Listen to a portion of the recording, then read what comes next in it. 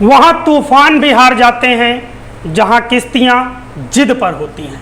नमस्कार दोस्तों, मैं उदय सिंह मैथ्स गुरु यूट्यूब चैनल पे आप सभी का हार्दिक स्वागत करता हूँ। और आज हम लोग डिस्कस करेंगे टीजीटी मैथमेटिक्स 2011 का पेपर, जिसमें क्वेश्चन नंबर 76 से लेके 100 तक के प्रश्नों का जिक्र होगा।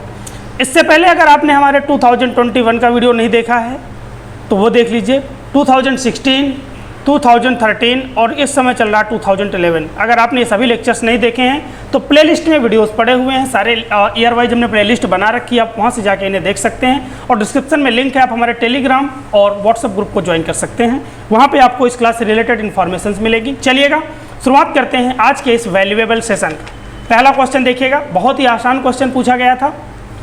निम्न में से कौन सी केंद्रीय प्रवृत्ति की माप नहीं है? तो केंद्रीय प्रवृत्ति की माप यानी कि मेजरमेंट ऑफ सेंटर टेंडेंसी कौन सी है? देखो यहाँ पे माध्य भी होती है, मेजरमेंट ऑफ सेंटर टेंडेंसी माध्यिका भी होती है, बहुलक भी होती है। मानक विचलन जो होता है स्टैंडर्ड डेविएशन, वह केंद्रीय प्रवृत्ति की माप नहीं है, बल्कि वह एक विक्षेपण की माप होती है ना। कैसी माप होती है? विक्षेपण की माप। तो कौन सी नहीं है यहाँ पे केंद्रीय प्रवृत्ति की माप? यहाँ पे स्टैंडर्ड डेविएशन यानी कि मानक विचलन नहीं होगा। चलेगा, इसके बाद देखेंगे क्वेश्चन नंबर 77। क्वेश्चन नंबर 77 में निकालना है आपको, कह रहा है कि के प्रसार में x की पावर n का गुणांक निकालना है। इसके प्रसार में x की पावर n का गुणांक। अब देखिएगा, अगर हम इसे कैलकुलेट करना चाहें ना, क्या लिखा हुआ है यहाँ पे, इसी के आगे करते हैं। देखिएगा इज इक्वल टू, हम एक काम करेंगे, इसे हम कन्वर्ट करेंगे। अगर हम इसे आंशिक भिन्न के रूप में तोड़ना चाहें तो इसे हम लिख सकते हैं। तोड़ लीजिएगा, आंशिक भिन्न में तोड़ना आपको आता है। 1/2 ये हो जाएगा हमारा 1 माइनस, है ना, ये हो जाएगा 1 माइनस एक्स, और माइनस का आ जाएगा 1/3 माइनस एक्स, ये बन जाएगा। इसे कैलकुलेट करेंगे, 1/2 ये हो जाएगा 1/2, और यहाँ बन जाएगा ये 1 माइनस का x की पावर -1, और माइनस ये बन जाएगा 3 माइनस एक्स की पावर में -1। चलिएगा, कैलकुलेट करने के बाद यहाँ से नीचे सेकंड वाले में 3 कॉमन ले लीजिए, है ना। हम इसे बनाना चाहते हैं 1 + x की पावर n, फिर उसी से इसको एक्सपेंड करेंगे। ये कितना हो जाएगा? इसे तो हम एक्सपेंड कर सकते हैं आराम से। देखो क्या होता है, 1 + nx/1 फैक्टोरियल, तो nx की जगह पर 1 प्लस कर देगा इसे, 1 फैक्टोरियल, कोई दिक्कत नहीं। 2 फैक्टोरियल यानी कि n × n-1, तो माइनस का 1 माइनस का 2 फैक्टोरियल ऊपर बन जाएगा, नीचे वाला फैक्टोरियल कट जाएगा, यानी कि ये बन जाएगा हमारा x² plus dot dot dot dot, ये आता चला जाएगा। और आगे वाले में हम क्या कर रहे हैं, माइनस का 3 ले रहे हैं कॉमन, तो ये कितना हो जाएगा 1 माइनस का x/3 की पावर में -1, है ना। अब करेंगे इसे हम आगे कैलकुलेशन करेंगे। हमने क्या किया, 3 ऊपर से हमने क्या लिया, 3 - x लिखा हुआ था, हमने 3 - x से क्या किया, 3 कॉमन लिया, तो 3 माइनस का कॉमन आएगा ना, तो 1/3 हो जाएगा ये, है ना। ये कितना हो जाएगा, माइनस है ना पावर में, तो 1/3 हो जाएगा। अब देखिएगा, इसे हम यहाँ पे थोड़ा सा लिखते हैं। यहाँ पे कितना हो जाएगा ये 1/2 × 1 + x + x² plus dot dot dot dot dot, है ना। यहाँ पे बीच में माइनस है, माइनस लगा दीजिए, 1/2 को यहाँ मल्टीप्लाई कर लीजिए, और कितना है ये 1/3 है ना, 1/3 है। और ये देखो ये क्या बन जाएगा, यहाँ पे भी पावर में -1 है, तो फैक्टोरियल वाले पार्ट कटते जाएंगे, यानी कि ये बन जाएगा 1 + x/3 प्लस x/3 का square plus dot dot dot dot infinite, है ना। अब देखिएगा ये कितना बन जाएगा भाई, अगर हम इसमें x की पावर n का गुणांक लें, है ना, क्या लें, x की पावर n का कोफिशिएंट लें, है ना। x की पावर n का गुणांक देखो यहाँ पे 1, x की पावर 1 का गुणांक 1 है, x की पावर 2 का गुणांक 1 है, x की पावर 3 का गुणांक 1 है, तो x की पावर 1 का गुणांक कितना होगा, वो भी हो जाएगा 1 ही हो जाएगा। वो कितना हो जाएगा भाई, 1 हो जाएगा, माइनस 1/2 1/3। अब यहाँ पे देखिए x की पावर 1, x की पावर n का गुणांक कितना है 1/3, x की पावर 2 का कितना है 1/3 पावर 2, है ना। जितनी पावर उतने 1/3 आ रहा है कॉमन, यानी कि अगर x की पावर n का निकालेंगे तो ये हो जाएगा 1 की पावर में n, है ना, 1/3 की पावर n हो जाएगा। तो ये हो जाएगा 1/2 ले लेंगे कॉमन, तो कितना बन गया यहाँ पे 1 माइनस, देखो एक पावर इसकी है एक पावर इसकी, तो ये 1/3 + 1 हो जाएगा। अब आप ले लो एलसीएम लेंगे तो कितना आ जाएगा 1/2 × 3 की पावर n+1 -1 डिवाइडेड बाई 3 की पावर n+1। कौन सा ऑप्शन सही होगा यहाँ पे, पहला ऑप्शन जो हो जाएगा करेक्ट हो जाएगा, है ना। मिल गया यहाँ पे x की पावर n का गुणांक। चलिएगा क्वेश्चन नंबर 78। देखिएगा प्रश्न संख्या 78 में हमसे कहा गया कि इसका माध्य जो दिया गया है ना, पहले वाले का देखिए 2 स्टेप में इस क्वेश्चन को करेंगे हम, मतलब कि इधर करते हैं। इनका माध्य निकालो, पदों का योग बट्टे पदों की संख्या करा 1 + 3 + 4 + 5 + 7 + 4। गिनो कितने हैं पद, कितने हैं भाई 6 हैं बट्टा 6 बराबर कितना, इनका माध्य m आ रहा है, कितना हो जाएगा 4 4 8 हो जाएगा, 8 5 कितने हो जाएंगे 13 13 7 कितने हो जाएंगे 20 4 24, यानी कि x का वैल्यू कितना आ गया, यहाँ से m का वैल्यू कितना आ गया 4 आ जाएगा ना, 24/6 काट देंगे तो m आ जाएगा हमारे पास 4। अच्छा इधर देखते हैं, इनका भी दिया गया माध्य, क्या दिया गया m-1, तो ये कितना हो जाएगा, ये हो जाएगा 3 + 2 प्लस सबको जोड़ लो, है ना, सबको जोड़ लो, यहीं पे सबको जोड़ लो, कितना हो जाएगा भाई 3 2 5 2 7 7 4 11 11 3 14 14 और 3 17, है ना, कितना हो जाएगा भाई, ये हो जाएगा 17 + p, है ना, कितने हैं 1 2 3 4 5 6 7 7 = कितना हो जाएगा, कह रहा है m-1, m-1, m का वैल्यू रख दो, m का वैल्यू कितना आया 4, तो ये हो जाएगा 4 - 1, है ना, तो कितना हो जाएगा 17 + p = 7 3 21 हो जाएगा, गुणा करेंगे तो p कितना आएगा, p बराबर भी 4 आएगा, m बराबर 4 आ चुका है, यहाँ पे p बराबर 4 आ चुका है। अब हमें कैलकुलेट करना क्या है, अच्छा इन्हीं की माध्यिका दी गई है, इनकी माध्यिका दी गई है तो p बराबर 4 आ गया, m बराबर 4 आ गया। अब यहाँ पे रख लो, इनकी माध्यिका के लिए क्या करेंगे, इन्हें व्यवस्थित करते हैं। तो पहले क्या, सबसे छोटा रख लो, सबसे छोटा, फिर उसके बराबर छोटा, p का मान आ गया है 4, है ना, p की जगह पे 4 हो गया, माध्यिका निकाल रहे हैं डायरेक्ट, ठीक है। चलो फिर कितना 3 आया हमारे पास 3 बार, फिर कितना है 4 आया है 2 बार। अच्छा माध्यिका क्या होगी, पदों की संख्या गिन ली जाती है, जैसे ही अवरोही आरोही क्रम में निकाल देते हैं, 7 हैं तो 3 इधर से छोड़ दो, 3 इधर से छोड़ दो, ये हो गई माध्यिका। माध्यिका कितनी दी गई है q, यानी कि q का मान कितना आ गया भाई, q का मान आ गया 3, p का मान आ गया 4, m का मान आ गया 4। फिर क्या करा, p + q, p + q का वैल्यू निकालना है, यानी कि 4 + 3 बराबर कितना हो जाएगा 7। कौन सा ऑप्शन सही हो जाएगा, डी ऑप्शन यहाँ पे करेक्ट हो जाएगा। चलेगा आगे 79, प्रश्न संख्या 79 में दिया गया है a की पावर x बराबर b की पावर y बराबर c की पावर z। आप एक काम करो, इसी के बराबर में k लेट कर लो, लेट कर लिया हमने, k ले लिया, तो यहाँ पे देखो कितना हो जाएगा, जब हम इन दोनों अनुपातों को लेंगे बराबर, है ना, क्या आ जाएगा, ये आ जाएगा a की पावर x = k, ये हमें दे देगा a = k की पावर में 1/x, इधर पावर क्या आ जाएगी, पलट के आ जाएगी, है ना, 1/x। अच्छा इसी तरह से हम b निकालेंगे तो b कितना निकल के आ जाएगा, b सेम निकल के आ जाएगा, b बराबर आ जाएगा k की पावर 1/y, सेम मेथड से निकल के आएगा, और c बराबर आ जाएगा k की पावर 1/z। अब इसी प्रश्न में हमें दिया है कि b² बराबर ac, है ना, कितना दिया है b² बराबर ac, इसका यूज कर लो, b² = ac, b का वैल्यू रखेंगे कितना है k की पावर 1/y, k की पावर में 1/y की पावर में 2। अच्छा a का वैल्यू कितना दिया गया है, k की पावर में 1/x इंटू k की पावर में 1/z। तो देखो ये क्या हो जाएगा, k की पावर में 2πy = इधर कितना हो जाएगा, k की पावर में 1/x + 1/z, है ना, क्योंकि अगर बेस सेम रहते हैं तो दोनों पावर्स क्या होती हैं, जुड़ जाती हैं। अब देखिएगा ये हो जाएगा 2/y = 1/x + 1/z, है ना, तो कितना हो जाएगा, इसे हम कैलकुलेट करेंगे, है ना, ये कितना दे देगा, ये दे देगा 2/y = ये हो जाएगा x + z/xz, या ये दे देगा, अब पलट दो, y बराबर निकाल दो, y बराबर आ जाएगा 2xz/x + z, 2xz/z + x। कौन सा ऑप्शन सही है यहाँ पे, डी ऑप्शन करेक्ट है ना। चलेगा, कह रहा है किसी बंटन का बहुलक ज्ञात किया जाता है ना, बहुलक यानी कि मॉड कैसे ज्ञात करते हैं किसी बंटन का, तो देखिए किसी भी बंटन का बहुलक ज्ञात करते हैं हम लोग किससे, आयत चित्र द्वारा।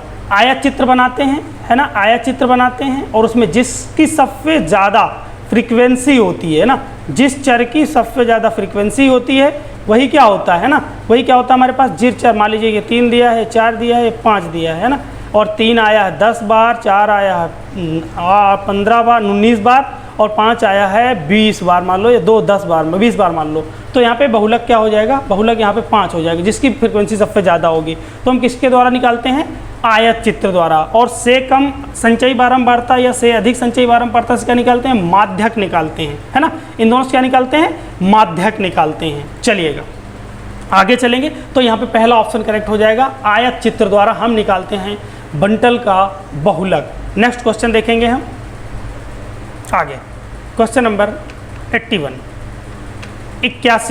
81 में कह रहा है कि 250 से अधिक के मध्य के आंकड़े ज्ञात कीजिए। देखिए यहाँ पे क्या कह रहा है, 200 से अधिक। 200 से अधिक का मतलब क्या हुआ यहाँ पे, 201 है ना। 201 से कहाँ तक ले लिया जाए, 201 से ले लो 250 तक। और यहाँ पे क्या कह रहा है, 250 से अधिक यानी कि 251 से कहाँ तक, 300। यहाँ पे क्या कह रहा है, 300 से अधिक यानी कि 301 से 350 तक। और यहाँ पे कितना कह रहा है, 351 से आगे, है ना, जो भी है। तो हमसे क्या कह रहा है कि 200, 250 व 200 के मध्य के आंकड़े बताइए। कितना, 250 से 300। तो 250 से 300 के बीच में कितना हो जाएगा, देखो ये कितने हो जाएंगे, 300 तक के आंकड़े हमें लेना है। तो क्या करेंगे भाई, ये इतने 28 हैं, है ना। 251 से 300 के मध्य में कितने आंकड़े, ये दिखाया गया 38। 38 में क्या करेंगे, ज़्यादा वाले जो होंगे उन्हें घटा देंगे, हमें सिर्फ यही चाहिए, है ना। ये 56 है, 38 है, फिर 15, 56 थे, 38 से फिर 15, फिर 0 हो गया। तो हमें 15 घटा देने हैं, कितना आ जाएगा, ये 3 आ जाएगा और ये कितना आ जाएगा, 2 आ जाएगा, 23 हो जाएंगे। कितने हो जाएंगे भाई, 23 हो जाएंगे। चलिएगा आगे नेक्स्ट क्वेश्चन देखेंगे। नेक्स्ट क्वेश्चन मतलब 300 से जो ज़्यादा थे उनको हमने हटा दिया भाई, ये भी तो यहाँ पे इंक्लूड हैं, ये 56 है, 38 है ना, तो उनको क्या किया, इन्हें हटा दिया हमने। तो कितना बचा, 23 हो जाएंगे। चलिएगा कह रहा विभिन्न धनात्मक मानों के लिए समुच्चय के लिए निम्न में से कौन सत्य होगा। देखो विभिन्न धनात्मक मान की जब भी बात होगी तो इस कंडीशन में जो AM होता है वो बड़ा होता है किससे, GM से, और GM बड़ा होता है किससे, HM से, जब विभिन्न कहेगा। लेकिन जब कहेगा कि कोई भी मान हो, है ना, तो कोई भी मान हो मतलब कि उसमें इक्वल मान भी आ जाते हैं, है ना। लेकिन ये इस वाली कंडीशन में जो प्रश्न कह रहा है विभिन्न धनात्मक मानों के लिए, तो AM बड़ा होगा GM से, GM बड़ा होगा HM से। लेकिन वो कोई भी मान ले लेता है, यानी कि कोई इक्वल मान भी आ सकता था। मान लो कि सभी 3 3 3 3 ले लिए जाएं, या सभी मान 4 4 4 4 4 ले लिए जाएं। और इन मानों के लिए आपको क्या निकालना है, आप निकालो AM निकालो, GM निकालो, HM निकालो, सभी क्या आएंगे 4। तो इस कंडीशन में क्या होता है, इक्वल आता है। लेकिन वो क्या कह रहा है, विभिन्न शब्द जब भी लगा देगा, विभिन्न कहेगा तो हमेशा AM बड़ा आएगा GM से, GM बड़ा आएगा HM से, ठीक है। लेकिन अगर वो कहेगा कि कोई भी मान ले सकते हैं ना, फॉर एनी वैल्यू, तो फिर क्या हो जाएगा, इसी में इक्वल लग जाता है। इसी में क्या लग जाएगा, इक्वल लग जाएगा, है ना। इसी में इक्वल लग जाएगा कब, जब कोई भी मान ले लिया जाए, या इक्वल या डिस्टिंक्ट, है ना। इक्वल और डिस्टिंक्ट दोनों अगर ले लिए जाए तो फिर क्या होगा, AM और ये GM और ये HM, ठीक है। ये क्या होंगे, ग्रेटर देन इक्वल टू, है ना। चलेगा यानी कि AM greater than equal to GM, GM greater than equal to HM से होगा। चलेगा आगे चलेंगे, क्वेश्चन नंबर 83। क्वेश्चन नंबर 83 में ना बहुत ही बेहतरीन क्वेश्चन पूछा गया था। कह रहा था कीमत आधारित जीवन सूचकांक, है ना, CLI, है ना, कीमत आधारित जीवन सूचकांक को प्रदर्शित किया जाता है। तो ये फॉर्मूला डायरेक्ट याद रखिएगा, फॉर्मूला ही दिया गया है, sigma PnQ0 divided by sigma P0Q0 into 100। ये क्या होता है, कीमत आधारित जीवन सूचकांक को प्रदर्शित करने का फॉर्मूला होता है। चलिए क्वेश्चन नंबर 84 देखिएगा। क्वेश्चन नंबर 84 में कह रहा है कि यदि 30 व 20 आकार के दो नमूनों का माध्य क्रमशः इतना और इतना है, मानक विचलन इतना और इतना है, तब सभी 50 आकार के, है ना, सभी यदि 30 20 50 आकार के नमूनों का एक साथ मानक विचलन निकालना है। तो देखिएगा यहाँ पे हम कुछ चीज़ें हैं नोट करवा देते हैं, है ना। कैलकुलेशन नहीं करवाएंगे, कैलकुलेशन आप करोगे, है ना, वरना बहुत टाइम लग जाएगा। तो देखिएगा हम यहाँ पे लिख रहे हैं, ये है N1, ये है यहाँ पे N1 का वैल्यू दिया गया है 30 और N2 का वैल्यू दिया गया है 20। फिर इसके बाद क्या दिया गया है, माध्य दिए गए हैं। माध्य का मतलब हो गया कि ये दिया गया है यहाँ पे बार x1 का वैल्यू दिया गया है 55, बार x2 का वैल्यू दिया गया है 60, तथा मानक विचलन का क्या मतलब हो गया, ये न्यू1, है ना। मानक विचलन कितना हो गया, 1 का 16 दिया है और 1 का दिया गया है न्यू2 कितना दिया गया, 25 दिया गया है। तो अब हमसे कहना क्या चाह रहा है, वो कह रहा है कि आप इनका एक साथ 50 नमूनों का स्टैंडर्ड डेविएशन ज्ञात कीजिए। तो स्टैंडर्ड डेविएशन हम ज्ञात करें उससे पहले, है ना, स्टैंडर्ड डेविएशन का फॉर्मूला हम आपके बीच में रख देते हैं, है ना। इन दोनों का 1 और 2 का दोनों का स्टैंडर्ड डेविएशन एक साथ निकालना है। तो इसके लिए फॉर्मूला होता है रूट न्यू1 square N1 plus nu two square N two plus फिर होता है D one square N one plus D two square N two divided by root के अंदर ही रहेगा divided by N one plus N two. अब देखिएगा यहाँ पे हमें सब कुछ पता है, n1 पता है, लेकिन d क्या है, d1 d2 क्या है वो नहीं पता, तो हम आपको यहाँ पे d1 d2 बता देते हैं। तो d1 क्या होगा यहाँ पे हमारे पास, वो हो जाएगा x1 बार माइनस x12 है ना। x12 मतलब क्या है, ये x12 क्या है, दोनों का कंबाइंड, यानी कि दोनों जो दिए गए हैं माध्य, इनका दोनों का कंबाइंड माध्य जो होता है उसे x12 बोलते हैं। ठीक है, अभी x12 का क्या फार्मूला होगा वो बताते हैं हम आपको। d2 इक्वल टू क्या हो जाएगा, x बार 2 माइनस का x12 चलेगा। अब इस फार्मूले में हम बाद में रखेंगे, उससे पहले हमें ज़रूरत है किसकी, x12 की। x12 का जो फार्मूला होता है वो होता है n1 x bar 1 plus n2 x bar 2 divided by n1 plus n2 divided n1 plus n2। सारी वैल्यूज़ रखेंगे यहाँ पे, वैल्यू रखेंगे जब भी तो सारी वैल्यू रखिएगा, कैलकुलेट करिएगा।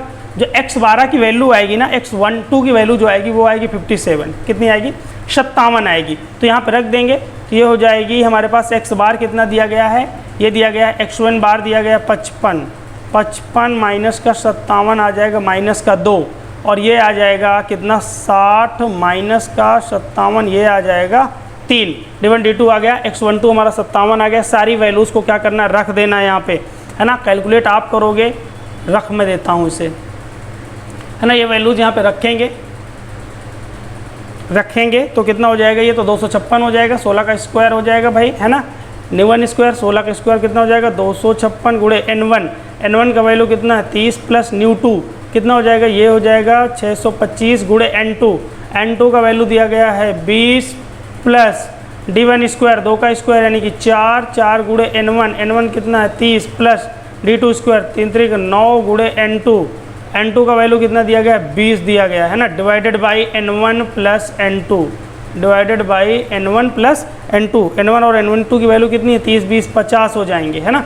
अब इन्हें आप कैलकुलेट करिएगा, जब आप इन्हें कैलकुलेट करेंगे मल्टीप्लाई करेंगे तो ये मल्टीप्लाई करके जो भी डिवाइडेड यहाँ पे नंबर आएगी वो आ जाएगी। आप कैलकुलेट करिएगा इससे, ये आ गई मान लो आ जाएगी कैलकुलेट करने पे 2025 बटे 2048/5 दशमलव में से डिवाइड कर देंगे तो ये आ जाएगा 409.6। वर्गमूल निकाल लेंगे तो आएगा 20.23 है ना। तो यहाँ पे डी ऑप्शन करेक्ट हो जाएगा। कौन सा ऑप्शन सही हो जाएगा, डी ऑप्शन करेक्ट हो जाएगा। चलिएगा नेक्स्ट क्वेश्चन देखेंगे, क्वेश्चन नंबर 85। क्वेश्चन नंबर 85 में ना ये वाली जो भिन्न दी गई है इसको इक्वल है दोनों के, है ना। हमें वैल्यू पी की निकालनी है, तो पहले हम क्या करें, इसको रेशनलाइज कर लेते हैं, देखिएगा फिर दोनों को इक्वल कर देंगे। तो ये 1 अपान दिया गया 1 प्लस में कितना है √3 प्लस में दिया है √5।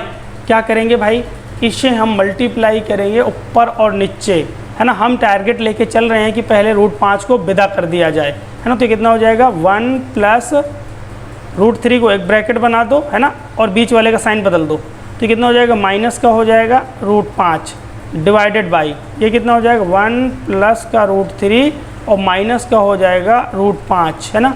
ये इक्वल टू हो जाएगा, ये हो जाएगा 1 प्लस में √3 और माइनस का √5 डिवाइडेड बाई ये कितना हो जाएगा 1 प्लस का √3 का whole square a plus B a minus B, ये कितना हो जाएगा √5 का स्क्वायर, है ना। ये कितना आ जाएगा, इसे चुपचाप रहने दीजिए, ये हो जाएगा 1 प्लस √3 माइनस का √5, है ना, डिवाइडेड बाई नीचे कितना हो जाएगा 1 प्लस 3 हो जाएगा, ये 4 बन जाएगा, 4 प्लस 2 √3 माइनस का 5 हो जाएगा, है ना भाई। ये 1 और √3 ये 4 बन जाएगा, 2 √3 घटा दीजिए इनको, तो ये कितना आ जाएगा, अब ये आ जाएगा हमारे पास 1 प्लस का √3 माइनस का √5 डिवाइडेड बाई 2 √3 माइनस 1। ऊपर मल्टीप्लाई करो फिर से, अभी क्या करो रेशनलाइज करना फिर से करना पड़ेगा क्योंकि √3 आ गया, है ना। तो ये 2√3 प्लस 1 का ऊपर मल्टीप्लाई, 2√3 प्लस 1 का नीचे मल्टीप्लाई कर दिया भाई। ऊपर मल्टीप्लाई कर लेंगे, पहले इसका मल्टीप्लाई करेंगे तो कितना आ जाएगा 2√3 आएगा, फिर मल्टीप्लाई करेंगे इसके साथ तो 6 बन जाएगा, फिर इसके साथ मल्टीप्लाई करेंगे तो कितना आ जाएगा, 2 अंडर रूट 3 का मल्टीप्लाई होगा तो यह आ जाएगा 2 अंडर रूट 15, 2 अंडर रूट कितना हो जाएगा 15, फिर 1 का मल्टीप्लाई कर दो तो 1 1 प्लस अंडर रूट 3 माइनस का under root 5 divided by a plus B A minus B, 2 under root 3 का स्क्वायर यानी कि 4 3 12 माइनस 1 11 बचेगा, है ना। अब देखो हमें मतलब क्या है, इससे बराबर करना है, ये क्या दिया गया p plus under root 3q plus under root 5r plus under root 15s is equal to कितना हो जाएगा, ये देखिएगा इक्वल टू कितना हो जाएगा, देखो यहाँ पे 6 1 7 हो जाएंगे, 6 1 7 7 बट्टा 11 हमने कर लिया। फिर क्या है, देखो 2 अंडर रूट 3 ये हैं, 1 अंडर रूट 3 ये हैं, तो ये कितना हो जाएगा, ये हो जाएंगे 3 अंडर रूट 3, है ना, बट्टा 11, ठीक है। और इसके बाद देखो यहाँ पे अंडर रूट 5 कितना है, माइनस का अंडर रूट 5 बट्टा 11 माइनस कितना हो जाएगा 2 अंडर रूट 15 बट्टा 11, है ना, इतना हो जाएगा। अब कंपेयर करेंगे तो p का वैल्यू 7/11 आएगा, q का वैल्यू कितना आ जाएगा 3/11 आ जाएगा, और r का वैल्यू आ जाएगा माइनस का 1/11, और s का वैल्यू कितना आ जाएगा भाई, वो आ जाएगा माइनस का 2/11। फिलहाल हमें क्वेश्चन में p पूछा गया है तो हम ये जिसके साथ कुछ भी नहीं फ्री है उसे मान लेते हैं, p कितना हो जाएगा भाई, उसे निकाल देंगे 7/11। कौन सा ऑप्शन सही हो जाएगा, 7/11, पहला ऑप्शन 85 में करेक्ट हो जाएगा। चलिए 86 देखेंगे, कह रहा है एक विषम सममित आव्यूह का क्रम नहीं हो सकता, है ना। देखो ये भी हो सकता है, ये भी हो सकता है और ये भी हो सकता है, यानी कि जो विषम सममित आव्यूह होगा, विषम सममित आव्यूह का जो क्रम होगा वो 2 हो सकता है, 6 हो सकता है, 3 हो सकता है, लेकिन यहाँ पे कभी भी 1 नहीं होता, है ना। किसी भी विषम सममित आव्यूह का क्रम 1 नहीं होता, ठीक है। चलेगा आगे 87, कह रहा है 2 आव्यूह ए और बी विपरीत क्रम में होंगे। देखो दोनों विपरीत क्रम में तब होते हैं जब कभी भी ए बी बराबर आ जाए माइनस का बी ए, है ना, ए बी बराबर माइनस का बी ए आ जाए तो दोनों आव्यूह विपरीत क्रम में माने जाते हैं, ठीक है। चलेगा 88, कह रहा 88 निम्न में से सत्य कथन है ना, कह रहा कौन सा सत्य कथन है, तो देखिए यहाँ पे पहले तो दूसरा देखो आप, कह रहा यदि ए कोई भी आव्यूह है एडजॉइंट ए, है ना, adjoint A of A dash, तो कह रहा उसके इक्वल होगा, ऐसा तो होता नहीं, तो ये भी क्या है, असत्य कथन है। फिर क्या कह रहा है एडजॉइंट ऑफ ए बी, तो adjoint A adjoint B, adjoint of A B जो होता है adjoint B into adjoint A होता है ना, ये भी नहीं होगा। ऊपर एक तो सभी सत्य हो ही नहीं सकते, यानी कि अब सत्य होने की कंडीशन किसकी है, ए की। लेकिन अब देख लेते हैं कि कैसे होगा। मान लीजिए कि हमें ए दिया गया है ना, मान लो कि हमने ए ले लिया, एक त्रिभुजाकार मैट्रिक्स, है ना, एक त्रिभुजाकार आव्यूह ले लिया। त्रिभुजाकार आव्यूह का मतलब क्या हुआ, 1 1 और ये ले लिया हमने 0, है ना। इसका मतलब क्या होता है कि सारे एलिमेंट्स, है ना, सारे एलिमेंट्स डायगोनल के सारे एक साइड के डायगोनल के ऊपर साइड क्या होंगे 0 होंगे, नीचे साइड क्या होंगे सारे कुछ होंगे डिजिट्स होंगे, है ना। तो ये कैसा है हमारे पास, ये ट्रायंगुलर मैट्रिक्स है, यानी कि एक त्रिभुजाकार मैट्रिक्स। अच्छा इसका वो निकाल लीजिए, ये सारणिक, सारणिक कितना आ जाएगा 1 आ जाएगा, है ना, सारणिक 1 आ जाएगा। अब देखिएगा, अब सारणिक 1 आ गया, इसका एडजॉइंट ए निकाल लो। एडजॉइंट ए कैसे निकालते हैं, इन दोनों का क्रम बदल देते हैं, तो ये 1 1 ही रहेगा, है ना। फिर इनमें माइनस लगा देते हैं, माइनस लगा दिया 0। अब देखो एडजॉइंट ए आ गया, अब हमें निकालना है ए इनवर्स। ए इनवर्स ए बराबर होता है एडजॉइंट ए बटे डिटर्मिनेंट ए, एडजॉइंट ए बटे डिटर्मिनेंट ए। तो ये कितना हो जाएगा, एडजॉइंट ए कितना दिया गया 1 -1 0 1 डिवाइडेड बाई ये दिया गया 1, यानी कि अब देखिए आप ये आ गया 1 -1 0 और 1, यानी कि हम ये देख रहे हैं कि ये भी क्या है, एक त्रिभुजाकार मैट्रिक्स मिली है हमें, एक ट्रायंगुलर मैट्रिक्स मिली है, यानी कि ए अगर त्रिभुजाकार मैट्रिक्स है तो ए इनवर्स भी एक त्रिभुजाकार आव्यूह ही होगी। चलेगा क्वेश्चन नंबर हम देखेंगे 89। क्वेश्चन नंबर 89 कह रहा है, मान लीजिए कि हमारे पास कोई 3x3 की मैट्राइसिस है ना, ए है, बी है, सी है, ई एफ जी है, एच आई जे, है ना। कह रहा है प्रत्येक को अगर हम 3 से मल्टीप्लाई कर दें ना, रो को भी प्रत्येक अवयव को, है ना, चलो इसे 3 से मल्टीप्लाई किया, इससे किया, इससे किया, इससे किया, इसको किया, इसको किया, 3 से मल्टीप्लाई सबसे। अब हम क्या करेंगे, देखो डिटरमिनेंट तो हमारे पास क्या थी, ये पहले वाली थी जो रेड से लिखी हुई है ना, 3 ऊपर वाले लाइन से कॉमन ले लो, दूसरे वाले से 3 कॉमन ले लो, तीसरे वाले से 3 कॉमन ले लो, फिर से हमारे पास वही डिटरमिनेंट बचेगी जो थी, यानी कितना हो जाएगा 27 और वही डिटरमिनेंट, है ना, वही डिटरमिनेंट जो हमारे पास थी। कहने का मतलब ये है कि अगर हमसे ये कहा जाए, है ना, कितना 3 से मल्टीप्लाई किया गया है किसमें, ए में, तो ये जब भी 3 क्रॉस 3 की होगी, जितनी क्रॉस जितनी 3 की होगी तो पावर ऊपर आ जाएगी और वो चुपचाप डिटर्मिनेंट ए हमारे साथ रहेगी। ये कितनी हो जाएगी, 27 डिटर्मिनेंट ए, है ना, 27 इंटू डिटर्मिनेंट ए हो जाएगा ये। ठीक है, चलिएगा, कौन सा ऑप्शन सही हो जाएगा, ये सी ऑप्शन यहाँ पे करेक्ट हो जाएगा। 90 देखेंगे, क्वेश्चन नंबर 90 में कह रहा है कि ये समीकरणों का हल है तो के का मान। देखो समीकरणों का हल निकालने के लिए हमें क्या करना होगा, एक्स वाई जेड और एक्स वाई जेड से जो डिटर्मिनेंट बनेगी उसकी वैल्यू क्या होगी, 0 होगी। समीकरण निकालने के लिए करते हैं ना, कह रहा है कि का हल है तो के का मान। यदि समीकरणों के निकाय इतने इतने का हल है, इनका हल है तो इनके एक्स वाई जेड कोफिशिएंट से बनी हुई जो डिटर्मिनेंट होगी उसकी वैल्यू 0 होगी। चलिएगा, पहले हम यहाँ रख रहे हैं, इसे रख रहे हैं।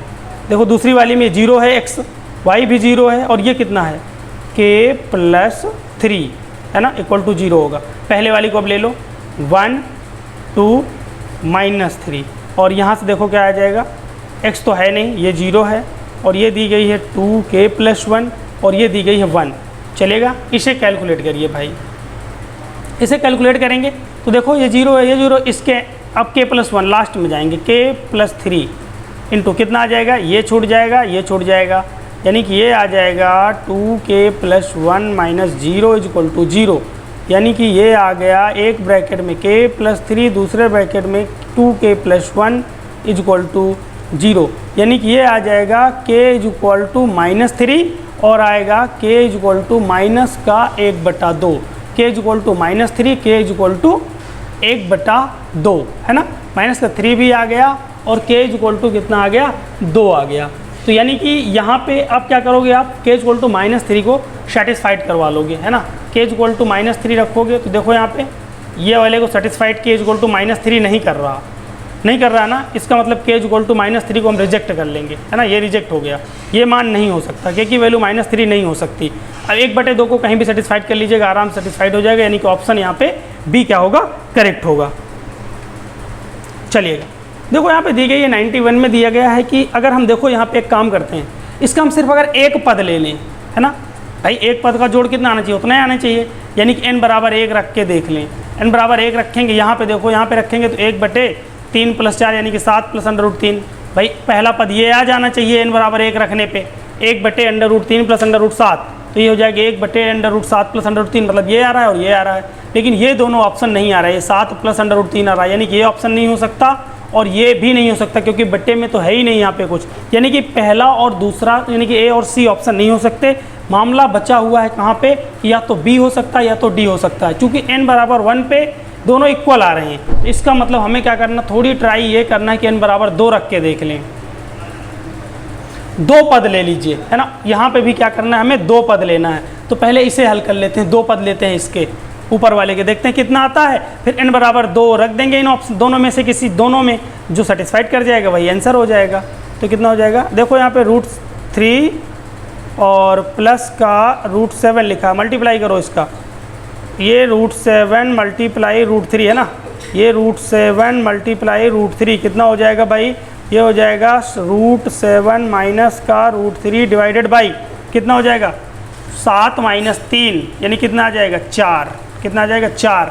इसी तरह से इसे क्या करोगे, ये भी आ जाएगा, अगला वाला √11 और माइनस का √7 डिवाइडेड बाई हो जाएगा 4, है ना। अब इन दोनों को ऐड कर लेते हैं, वो कह क्या रहा है, अब दोनों को ऐड कर लो, यहाँ पे ऐड करेंगे, इसका वैल्यू कितना आया, ये आ गया हमारे पास 4, एलसीएम ले लें दोनों में, 4 ले लो एलसीएम, तो कितना आ जाएगा, ये आ जाएगा √7 माइनस का √3 प्लस √11 माइनस का √7, ये और ये कैंसिल हो गए, कितना बचा भाई, ये बचा √11 माइनस का √3 डिवाइडेड बाई 4, मल्टीप्लाई कर दो इसका ऊपर नीचे, 11 माइनस का √3 प्लस का √3, है ना, कंजुगेट का मल्टीप्लाई किया हमने।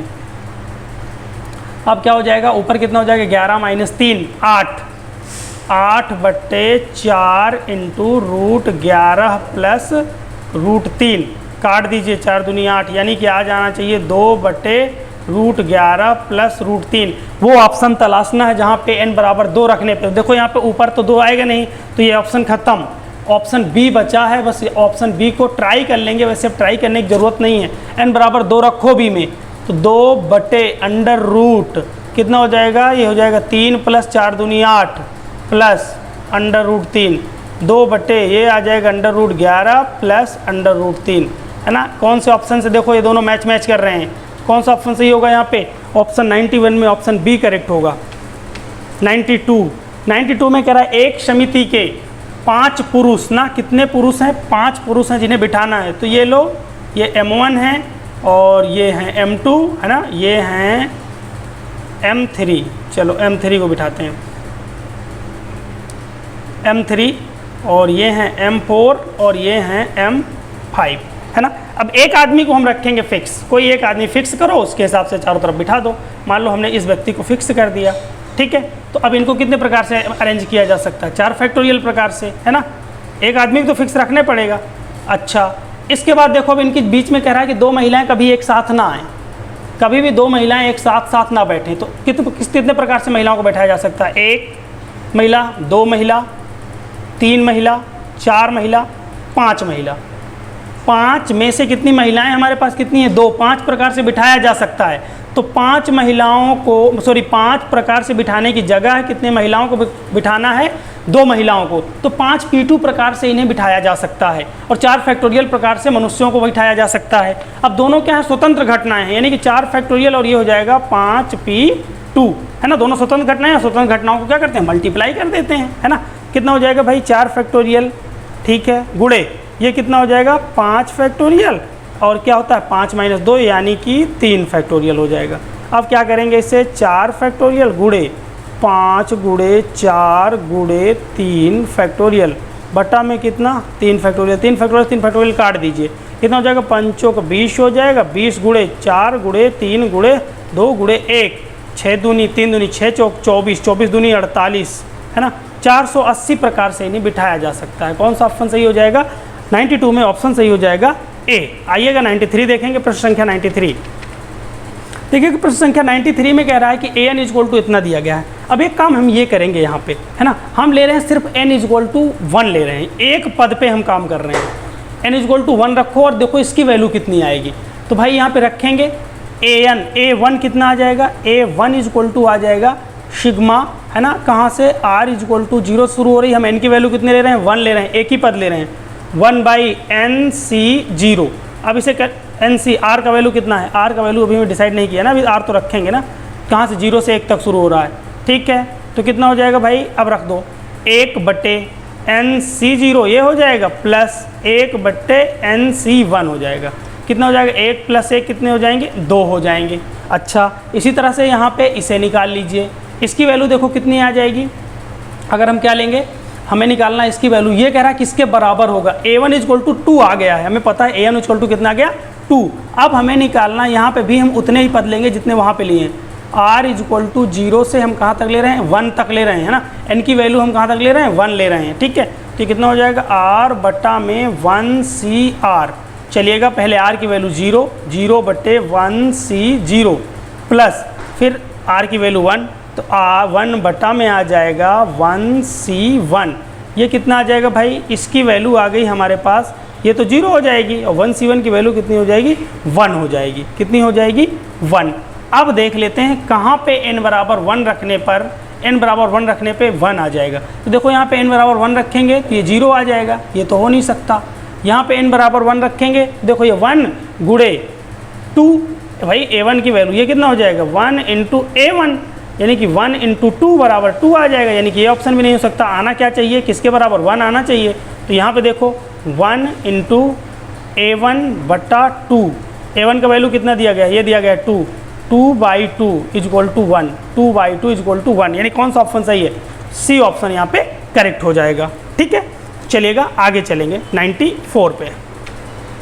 देखो 94 में कह रहा है इसका योगफल ज्ञात कीजिए। इसे हम लिख सकते हैं क्या, 1 फैक्टोरियल, है ना। अब देखो इसका सम क्या आ जाएगा, इसका अगर हम सम निकालने चाहें यानी कि SN निकालना चाहें तो कितना आ जाएगा, वो आ जाएगा, ऊपर कितना आ जाएगा भाई, सिग्मा n³ बटा में नीचे कितना आ जाएगा, n फैक्टोरियल, है ना। सिग्मा n³ बटा, है ना, कहाँ तक शुरू हो रहा है भाई, ये n इक्वल टू 1 से कहाँ तक जा रहा है, इनफाइनाइट तक जा रहा है, और इसकी डायरेक्ट वैल्यू होती है 5e। कितनी होती है, 5e। ये वैल्यूज़ आपको याद होनी चाहिए, नहीं याद है तो आप इसे फिर से तोड़ना शुरू करेंगे, है ना। n क्यूब क्या करोगे, n-1 नीचे n-1 लिखोगे, n इंटू n-1 फिर n कटेगा, n स्क्वायर फिर कन्वर्ट करते करते करते करते, है ना, कर लीजिएगा। ठीक है, चलिएगा आगे चलेंगे। वैसे करना कहो तो करके बता दें, है ना, कैसे आएगा, 5 ही आएगा। तो यहाँ पे 5 ही कोई ऑप्शन नहीं दिया गया है, तो डी वाला सही होगा। आप कहोगे चलो सर करके दिखा दो, है ना, करके दिखाते हैं। n क्यूब बटा में है n फैक्टोरियल, n फैक्टोरियल को हम तोड़ रहे हैं, n-1 फैक्टोरियल लिख रहे हैं। एक n कट जाएगा, ऊपर 2 पावर बचेंगी, ये आ जाएगा n स्क्वायर बटे n-1 फैक्टोरियल। अब एक काम करना हम चाह रहे हैं ये कि एक यहाँ पे घटा दें और एक जोड़ दें, है ना, ऊपर से n को ख़त्म करना हमारा लक्ष्य है। तो ये देखो n-1 हो जाएगा और ये n+1 हो जाएगा और डिवाइडेड बाई हो जाएगा n-1 और आगे इसे पीछे ले जाओ, ये n-2 फैक्टोरियल हो जाएगा भाई, प्लस 1 बट्टे n-1 फैक्टोरियल हो गया। चलिएगा अब ये दोनों कैंसिल हो जाएंगे, कैंसिल हो जाएंगे, है ना। अब हमें चाहिए ऊपर n+1 है, हमें -2 चाहिए, -2 कर लिया तो +2 भी करना पड़ेगा। ये लो ऊपर क्या लिखा हुआ है, n+1 ही लिखा हुआ है, नीचे डिवाइडेड बाई कितना हो जाएगा n-2 फैक्टोरियल, और ये हो जाएगा चुपचाप लिखा है +1/n-r फैक्टोरियल, है ना। ये कितना हो जाएगा, ऊपर देखो इसे बैक करेंगे और तो n/1/n-3, है ना, n-2 है तो 3 फैक्टोरियल बन जाएगा। अच्छा 3 बटे ये पहले से है हमारे पास, 3 बटा n-2 फैक्टोरियल, है ना, n-2 फैक्टोरियल, और उसके बाद प्लस का 1 बटा n-1 है, r नहीं है यहाँ पे, है ना, 1 है, 1 फैक्टोरियल। अब बताइए एक e ये बन जाएगा प्लस 3 e ये बन जाएंगे। जब n बराबर 1 2 3 रखना शुरू करोगे तो ये बन जाएंगे हमारे पास 5e, है ना। वैसे आपको ऊपर याद रखना, डायरेक्ट याद रखना है, कौन सा ऑप्शन सही होगा, डी। चलेगा 95 पे चलिएगा। कह रहा किसी समस्या को हल करने का, है ना, अनुपात के पक्ष में अनुपात, यानी कि समस्या हल हो जाती है PA, है ना, समस्या हल हो जाती है तब PA इक्वल टू कितना हो जाएगा, देखो हल होने की 3 है, 3/7। अच्छा हल ना हो तो PA डैश बराबर कितनी हो जाएगी, 4/7। इसके बाद हमसे कह रहा है B के विपक्ष में, विपक्ष में यानी कि अगर समस्या को हल करवाना है हमें तो 7/12 होगी, समस्या को नहीं हल करवाना है तो 5/12 होगी। यानी कि समस्या को हल करवाना, विपक्ष की बात हो रही है, तो हल करवाना है तो 7/12 होगी, और नहीं हल करवाना है समस्या को तो ये हो जाएगी कितनी, 5/12। कितनी हो जाएगी ये, 5/12। अच्छा अब समस्या के कह रहा है हल हो जाने की प्रायिकता क्या होगी। अब देखिए समस्या के हल हो जाने की प्रायिकता अगर हमें निकालनी है ना, कैसे निकालेंगे, समस्या के हल हो जाने की प्रायिकता, 1 मिनट रुकेगा, समस्या के हल हो जाने की प्रायिकता बराबर, ये क्या होता है, हम मान के चल रहे हैं कि ये इसके द्वारा भी हल नहीं होगी और इसके द्वारा भी हल नहीं होगी, दोनों के द्वारा ना हल किए जाने की प्रायिकता हमने निकाल ली, और उसमें एक घटा दें तो समस्या को हल हो जाने की प्रायिकता निकल जाएगी। तो हो जाएगा 1 माइनस ये कितनी दिया गया है, ये दिया गया है 4/7 गुणे, और ये कितना दिया गया 5/12, ये हो जाएगा 4 3 12, यानी कि 5/21, है ना, कितना, ये आ जाएगा इक्वल टू 1 माइनस का 5/21, 21 में 5 घटा दीजिए, कितना आ जाएगा 16, 16/21, 16/21। कौन सा ऑप्शन सही हो जाएगा, बी ऑप्शन करेक्ट हो जाएगा। यदि किसी आव्यूह समीकरण में ए बी बराबर AC से हम क्या निष्कर्ष निकाल सकते हैं कि B बराबर C, ये दिया गया है, मान लीजिए हमें क्या AB इक्वल टू AC, दोनों तरफ A इन्वर्स से मल्टीप्लाई कर दो, A inverse AB equal to A inverse AC, देखो ये तो दोनों I हो जाएंगे, यानी कि IB इक्वल टू कितना हो जाएगा IC, यानी कि ये आ गया B बराबर C, है ना। तो क्या कह रहा है, यदि मॉडुलस, यानी कि मॉडुलस दिया गया है A, सॉरी मॉडुलस नहीं, डिटर्मिनेंट A इक्वल टू कर रहा है अगर 0 हो तो, है ना। तो यहाँ पे एक बात हमें याद रखनी है, अगर ऐसा है और A इन्वर्स एग्जिस्ट कर रहा है ना, A इन्वर्स क्या कर रहा है, एग्जिस्ट करेगा, इफ़ क्या हो, डिटर्मिनेंट की वैल्यू क्या हो, डज नॉट इक्वल टू 0 हो, है ना, क्या हो 0 हो। तो कौन सा ऑप्शन सही होगा, बी, है ना। इससे ये निष्कर्ष निकाला जा सकता है कि ए इनवर्स यहाँ पे एग्जिस्ट करेगा, कब, जब डिटर्मिनेंट ए की वैल्यू नॉट इक्वल टू क्या हो 0। 97 में क्या कह रहा है हमसे कि ये निलपोटेंट मैट्रिक्स है या आइडेम्पोटेंट मैट्रिक्स है या अदिश आव्यूह है। अब देखिएगा हमें क्या निकालना है, अगर यहाँ पे पहले निकालेंगे हम ए स्क्वायर का वैल्यू, क्या निकालेंगे, ए स्क्वायर का वैल्यू। अगर ए स्क्वायर 0 आ जाए या ए क्यूब 0 आ जाए, है ना, तो हमें क्या करेंगे, मल्टीप्लाई करेंगे, कितना दिया, 1 दिया, 1 दिया, 3 दिया, 5 दिया, 2 दिया, 6 दिया, -2 -1 माइनस का 3, 1 1 3 और 5 2 6, है ना, -2 -1 -3। हम क्या करेंगे, मल्टीप्लाई करेंगे भाई, इसका मल्टीप्लाई इसके साथ होगा, कितना हो जाएगा, ये 1 हो जाएगा 5, यानी कि ये 0 आ जाएगा, कितना आ जाएगा, 0 0 0 सारे आ जाएंगे 0, और ये मान लीजिए आ गया 3 3 3, और ये आ गया -1 आएगा, -1 आएगा, -1 आएगा, है ना। अब देख रहे हो ना आप यहाँ पे कि ए स्क्वायर कितना आ गया, 0। जब भी ए स्क्वायर बराबर 0 आ जाएगा तो ये हमारा हो जाएगा नल, है ना, क्या हो जाएगा, नल मैट्रिक्स, क्या हो जाएगा, नल मैट्रिक्स हो जाएगा, यानी कि निलपोटेंट विथ इंडेक्स 3, है ना, निलपोटेंट मैट्रिक्स हो जाएगा। कैसा मैट्रिक्स हो जाएगा, ये निलपोटेंट मैट्रिक्स हो जाएगा। जब भी ए स्क्वायर की वैल्यू क्या आ जाएगी, 0 की आ जाए तो निलपोटेंट मैट्रिक्स हो गया। चलेगा, यहाँ पे कह रहा है कि का वर्ग अंतराल क्या होगा, 98। देखिएगा, एक काम करेंगे, हम इस डेल्टा को पहले थोड़ा सा सॉल्व करेंगे।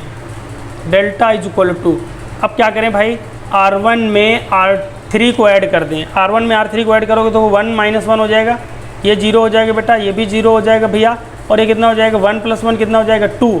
बाकी चुपचाप सारी रख दो, ये साइन थीटा आएगा, ये 1 आएगा, और ये साइन थीटा आ जाएगा, ये आएगा -1, और ये आ जाएगा माइनस का साइन थीटा, और ये आ जाएगा 1।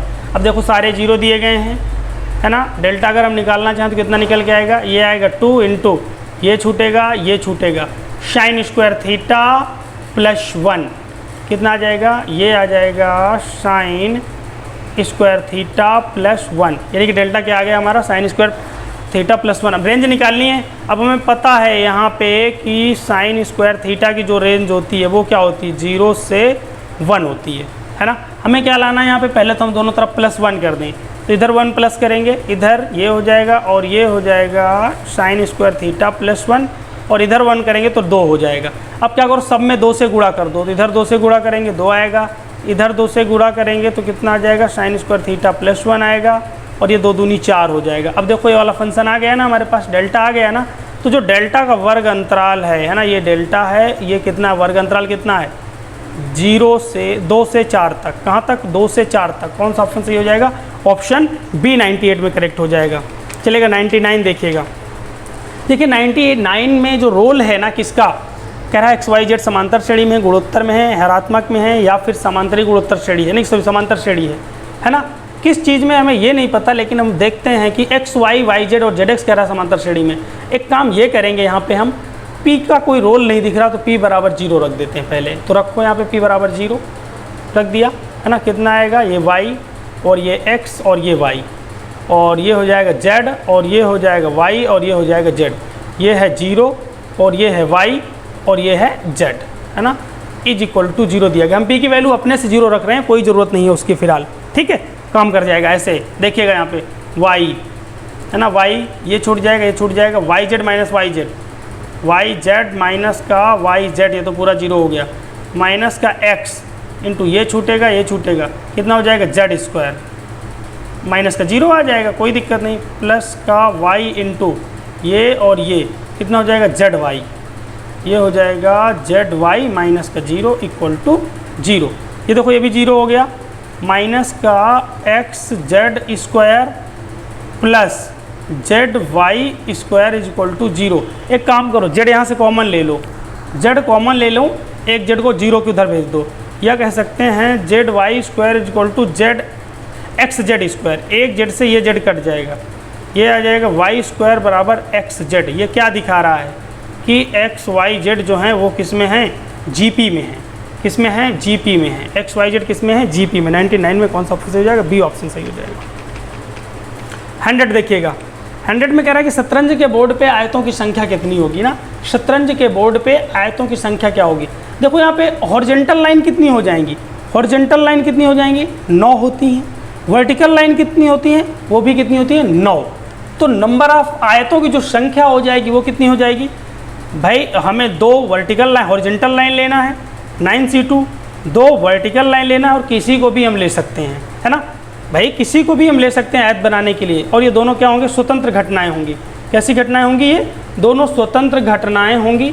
और स्वतंत्र घटनाएं अगर ये होंगी तो कितना हो जाएगा भाई, ये हो जाएगा 9 गुणे 8, है ना, 9 गुणे 8 बटा 2 आ जाएगा। और ये भी हो जाएगा 9 गुणे 8, हल कर लो 2, तो कितना हो जाएगा, 4 काट देंगे, 9 को 36 आ जाएगा। या 9 नहीं है, 81 कर दो, 4 चौक 16 कर दो, 81 गुणे 16 कर दो, गुणा कर लेना, जिसके लास्ट में 6 2 जगह आ रहा है, 1296 आ जाएगा इससे गुणा करने पे, है ना। तो कितने आयतों की संख्या होगी, ये प्रश्न आपको याद होना चाहिए। कौन से कितने आयतों की संख्या होगी यहाँ पे, 1296, यानी कि बी करेक्ट हो जाएगा। चलिएगा, आज का लेक्चर यहीं तक। कल मिलेंगे हम लोग इस 2011 के बचे हुए पार्ट्स के साथ, यानी कि क्वेश्चन नंबर 101 से लेकर क्वेश्चन नंबर 125 तक। चलेगा, शुक्रिया आपका, आपसे बहुत ही प्यार और सपोर्ट मिल रहा है लगातार। आप अच्छा कर रहे हो, मुझे सपोर्ट कर रहे हो। थैंक यू, जय हिंद।